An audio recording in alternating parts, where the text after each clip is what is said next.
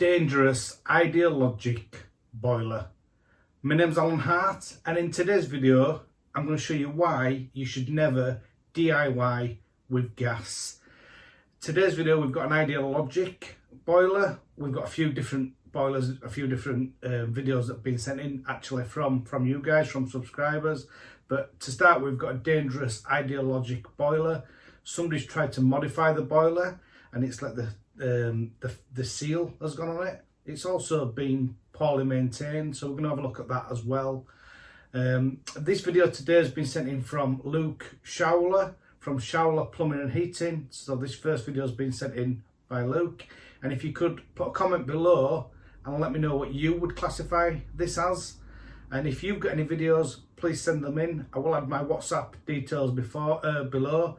I couldn't do these videos without you guys sending these videos in, so please keep sending them in. I really appreciate that. And without further ado, let's go and have a look at this first job, this first ideal logic combi boiler.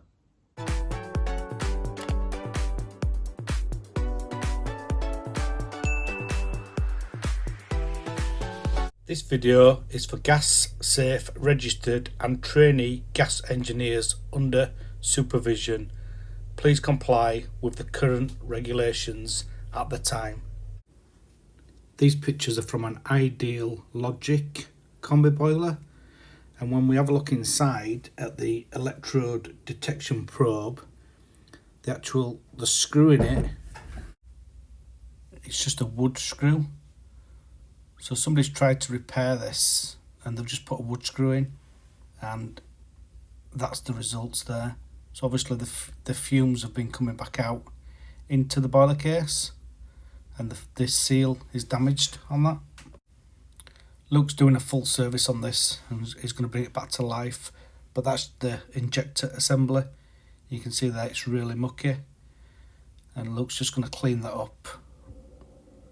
And then obviously this will go back into the boiler. Also the expansion vessel is flat on this one. So as a precaution, is taking out the Schrader valve. Is just going to put a new Schrader valve in. As you can see there on the pump, you can see the expansion vessel is low, and then now he's going to pump it up.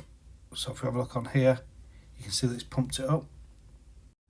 He's also stripped down the burner and had a look inside the heat exchanger, and obviously the heat exchanger is also mucky, so that's going to need flushing through as well.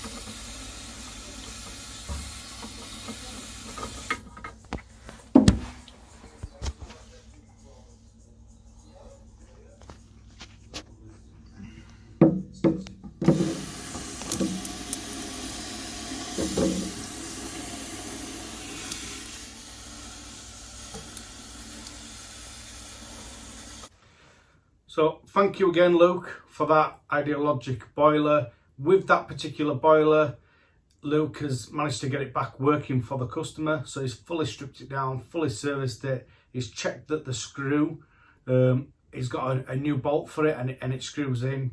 Luckily, they hadn't damaged the thread in the heat exchanger, and he got it all back working again. So really good. He's done a good job of that. But it just goes to show the importance of having the boiler serviced, but also having the boiler serviced correctly. So, you know, check your expansion vessel, clean your heat exchanger out, just do a good quality service. So if you're an end user, please make sure you get your boiler serviced, and also if it's a new boiler and you have it serviced every year, then if you do have any issues, it'll be covered under warranty, and the manufacturers will come out and they'll repair it for you. So there's no issues then. I've got some more jobs now. I've got some more jobs from other people that sent some pictures in. So let's have a look at these now. This is a plug from a boiler, And if you have a look there, it's got a 13 amp fuse. So as we know, most of the time we would check the installation instructions, but most of the time they should have a 3 amp fuse. But also if you have a look there, the neutral, it's on top of the live, and when you put the plug back on, it's caught. It's also on top of the neutral, the earth, sorry. And also if you have a look at the sleeving, it's not connected, so that it could just pull out. So it's quite a dangerous socket installation there. So just something to look out for.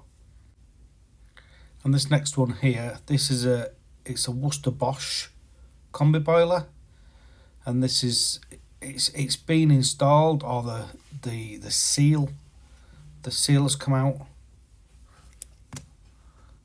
And this just shows how important it is to make sure you check all these things on a service when you're servicing a boiler.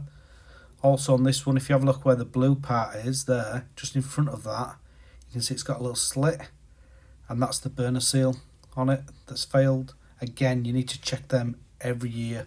Make sure that they are checked and make sure that they're safe. And this is just a new baffle that's been put in on this one. Obviously the one on the right has got damage on it and needed replacing. And this next one, it just shows you how important it is to flush a system when you have a new boiler installed. So this is a 1-year-old boiler.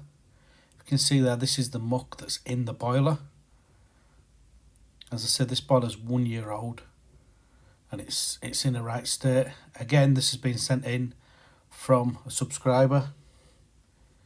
That just shows you wires dangling down on that. That's actually, it is low voltage, that one. Like, this is on a Wiesmann 050, so I know that it's a low voltage connection. That. If you have a look at the flow as well, it's just got some sealant in there, but it's not even fully sealed. It's just got a little bit of sealant in.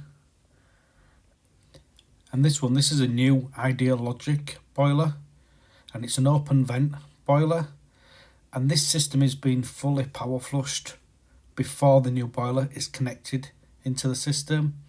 So none of that muck and sludge goes into that new boiler to give the boiler the best chance possible. If you have a look in the tank here, even the tank has been cleaned out and it's all been washed out to make sure that none of that muck and sludge is going into the new boiler. And as I say, this has been fully power flushed with a Camco power flush machine. You can see how dirty the water is in this. And can you imagine, you wouldn't put old engine oil in a new car, and systems need to be flushed. When you put a new boiler in, it needs to be flushed. You need to make sure that the system is clean. And that's why I like the new AD Pro Check as well, because with the AD Pro Check you can prove that you've installed it correctly and you've flushed it correctly on install. So we've got quite a lot of bad stuff there, and also how to do it correctly with flushing the system. The most important thing of all, in my opinion, is how the boiler's installed. It's not actually what boiler you choose, it's who installs it, how it's installed, and doing a good quality job. Flush the system, make sure your gas pressures are correct, make sure your gas sizing is correct as well. Sometimes we have problems with boilers because the gas is undersized. So really important. I've actually been to one today where gas is undersized and boiler's given a fault code because gas is undersized. So it's really important that we install boilers correctly, flush the systems, etc, etc. Please add some comments below. Let me know what you think to some of these installs in this video. And if you like this type of video, again, put some comments below and let me know, because I'll do more of this type of video if you like this type of video.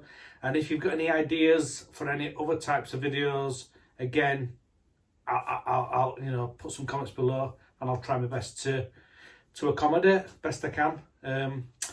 As always make sure that if you're going to work on a boiler, you must be gas safe registered or competent to do so. Gas engineers need specialist equipment, and that equipment needs to be tested with us analyzers. They have to be calibrated every 12 months, and I wouldn't dream of stripping a boiler down without one of them testers, because I couldn't tell you if it was safe or not. So if you haven't got all that equipment, then there's no way at all that you can see if it's safe either. So as I say, always use a gas safe registered engineer and just keep safe. Thanks for watching.